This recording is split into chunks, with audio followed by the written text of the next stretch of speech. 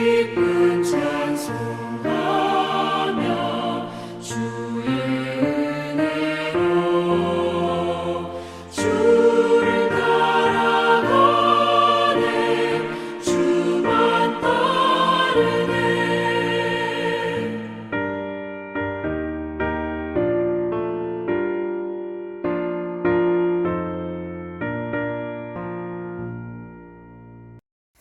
오늘의 말씀은 누가복음 14장 25절에서 35절입니다. 수많은 무리가 함께 갈새 예수께서 돌이키사 이르시되 무릇 내게 오는 자가 자기 부모와 처자와 형제와 자매와 더욱이 자기 목숨까지 미워하지 아니하면 능히 내 제자가 되지 못하고 누구든지 자기 십자가를 지고 나를 따르지 않는 자도 능히 내 제자가 되지 못하리라.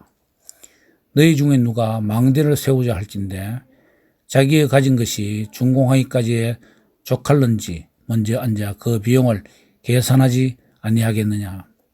그렇게 아니하여 그 기초만 쌓고 능히 이루지 못하면 보는 자가 다 비웃어 이르되 이 사람이 공사를 시작하고 능히 이루지 못하였다 하리라. 또 어떤 임금이 다른 임금과 싸우러 갈 때에 먼저 앉아 1만 명으로서 저 2만 명을 거느리고 오는 자를 대적할 수 있을까 헤아리지 아니하겠느냐. 만일 못할 테면 그가 아직 멀리 있을 때의 사실을 보내어 화친을 청할지니라. 이와 같이 너희 중에 누구든지 자기의 모든 소유를 버리지 아니하면 능히 내 제자가 되지 못하리라. 소금이 좋은 것이나 소금도 만일 그 맛을 잃으면 무엇으로 짜게 하리요. 땅에도 그럼에도 쓸데없어 내버리느니라. 들을 귀가 있는 자는 들을지어다 하시니라. 아멘. 함께 길을 가시던 예수님께서 느닷없이 제자란 과연 누구인가에 대해서 말씀하시는데 그 내용을 보면 덜컥 걱정이 앞섭니다. 굉장히 충격적이기도 합니다. 한번 보시지요. 제자가 되려면 먼저 자기 부모, 처자, 형제, 자매, 나아가 자기의 목숨까지 미워해야 한다고 합니다. 또 자기 십자가를 지고 예수님을 따르는 사람, 그 사람이 제자라고 합니다. 그리고 33절에는 자기의 모든 소유를 버려야 한다고 말씀하십니다. 이거 하지 말라는 말과 다름없지 않은가 하는 생각이 들고요. 과연 이것을 해낼 수 있는 사람이 몇 명이나 될까? 예수님은 그분의 제자를 이렇게 소수로 뽑기를 원하셨을까 하는 마음이 듭니다. 그런데 여러분, 예수님도 십자가에서 운명하시기 직전에 요한에게 자신의 어머니를 부탁하셨듯이 그 어머니를 미워하지 않았음을 보여주십니다. 자, 이것은 오늘 예수님의 말씀에 해석이 필요하다는 것을 의미하는 겁니다. 예수님의 이 말씀의 진위가 무엇일까 함께 묵상해 보고자 합니다. 저는 결론적으로 이렇게 표현해 보았습니다. 크로노스 속에서 카이로스를 살아내기라고 말입니다. 크로노스, 즉 이 세상의 시간에서 우리는 육신을 입고 살아가지만 카이로스, 하늘의 시간을 살아내는 것, 그것이 제자요 주님이 원하시는 것이라는 겁니다. 부모, 형제, 자매보다 또 나아가 내 목숨보다 하나님을 우선순위로 두는 삶을 사는 것이 그리스도의 제자라고 합니다. 앞서 부모, 형제, 자매, 목숨까지 미워해야 한다라고 할 때 이 미워하다는 표현은 감정적인 단어라기보다 의미상으로 우선순위에 관한 단어입니다.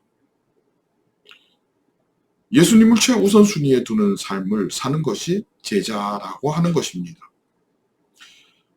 예수님은 절대적 가치이기에 내 삶에서 절대적 가치로 최우선순위에 두어야 한다는 것입니다. 여러분, 상대적과 절대적을 어떤 기준으로 구분할 수 있을까 생각해 보면 내 삶의 목적이 될 수 있는 것은 절대적인 것이요, 내 삶의 목적이 될 수 없는 것들이 상대적인 것이라 이렇게 구분할 수 있겠습니다. 이 세상에서 만난 부모, 자녀, 형제, 처자, 이 모든 것이 내 삶의 절대적인 목적이 될 수 있을까? 그럴 수는 없을 겁니다. 소중한 사람인 것은 맞습니다. 그러나 내 삶의 절대적 목적은 될 수 없는 거죠. 재물은 더더구나 그렇지 않습니까? 그러나 여러분, 내게 영원한 생명을 주시는 분, 죽음 이후에 영생을 허락하시는 그분,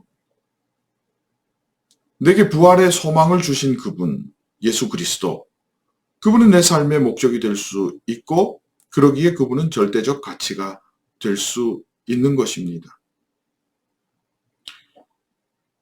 여러분, 이 영생을 얻기 위해 주님께서는 오늘 또한 자기 십자가를 지고 나를 따르라고 말씀하시는 겁니다. 십자가의 끝은 죽음입니다. 십자가의 목적도 죽음입니다. 그래서 예수님도 십자가를 지고 죽으셨습니다. 나의 자기 십자가를 지라는 것은 고난을 당하라는 의미가 아니라 나아가 내가 죽어야 한다는 것입니다. 왜냐하면 나의 죽음이 곧 내 안에서 예수의 부활을 의미하기 때문입니다. 그래서 사도 바울은 나는 죽고 예수로 산다고 고백했던 것입니다. 자기 십자가를 지고 예수를 따른다는 것은 나는 죽고 예수로 살아가는 사람이라는 의미가 된다는 것이지요. 그러면서 오늘 예수님께서는 이것이 내 인생에 얼마나 득이 되는지 한번 계산해 보라고 말씀하고 있습니다. 사람이 망대를 세울 때 비용 계산을 먼저 하듯이 한번 계산해 보라는 겁니다. 비용 계산이 맞지 않으면 나중에 중단되어 창피당할 수 있으니 잘 계산해서 무엇이 이득인지 과연 되는 것인지를 생각해 보라는 것입니다. 또한 전쟁을 하기 전에 전략을 미리 짜서 승패가 어찌 되는지 가늠해 보듯이 제자로 사는 것이 이후 어떤 결과가 될 것인지 한번 가늠해 보라고 하는 것입니다. 이길 싸움인지 질 싸움인지 이렇게 계산해 보듯이 정확히 계산해 보라고 주님은 말씀하십니다. 여러분, 지금 내가 크로노스로 사는 것이 이득인지 아니면 카이로스로 사는 것이 이득인지 한번 따져보십시오. 지금 내 삶의 목적이 세상에 속한 것이 되어 있는지 아니면 하늘에 속한 것이 되어 있는지 한번 따져보십시오. 내 삶의 목적이 세상에 속한 것이 되어 있으면 나는 을로 살아갈 수밖에 없고, 여러분, 결국에는 영원한 천국을 소유하는 것도 굉장히 어려워질 수 있습니다. 내 삶의 목적이 하늘에 속한 것, 영원한 것이 되면 세상이 줄 수 없는 그 자유를 이미 누리고 사는 것이요, 영원한 생명 또한 내 것이 되는 것입니다. 이 땅에 살면서 크로노스를 살아가면서 크로노스가 기준이 되어서 여러분 무엇이 이득이 되는지 무엇이 내게 유효한지를 따지고 살아갈 때에 그 모든 것의 유효기간이 끝났을 때 나의 모습은 어떨까? 우리 한번 가만히 앉아 계산해 볼 필요가 있겠다 싶습니다. 우리 주님께서는 손해보는 짓은 하지 말라고 합니다. 지혜로운 자가 어떤 사람입니까? 나는 죽고 예수로 사는 사람입니다. 나는 죽고 예수로 살아 내게 맡겨준 그 달란트를 남길 줄 아는 사람이 진정한 지혜로운 자가 아니겠습니까? 예수님은 제자가 제자답지 않으면 짠맛 잃은 소금밖에 되지 않는다 말씀하시며, 다시 한번 우리의 인생은 예수와 동행하며 영생을 위해 사는 그분의 제자된 인생임을 기억하고 이 땅에서 승리해야 해야만 하는 것입니다. 주와 함께 제자로서 영원한 천국을 바라보고 승리하는 성빈의 권속될 수 있기를 진심으로 소망하며 축복합니다. 함께 기도하겠습니다. 하나님 감사합니다. 주의 제자로 부르셨사오니 하늘의 마음을 두고 카이로스의 시간을 살아 승리하기를 원합니다. 제자다운 제자로 살기 원하오니 하나님 은혜 부어 주옵소서. 예수님의 이름으로 기도합니다. 아멘.